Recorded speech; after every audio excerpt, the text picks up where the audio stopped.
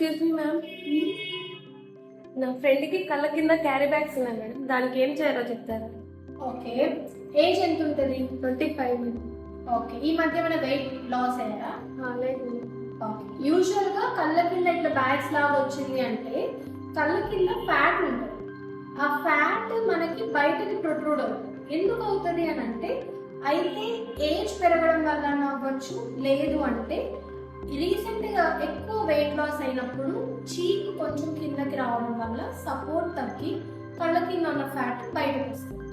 వీటికి దేనికైనా కూడా సొల్యూషన్ బ్లెఫరోప్లాస్టీ అంటే ఏదో కాదు, ఈ ఐలిడ్ రీజియన్లో ఉన్న ఫ్యాట్ కానీ స్కిన్ కానీ దేంట్లో ప్రాబ్లం ఉన్నా కూడా కరెక్ట్ చేసే సర్జరీ.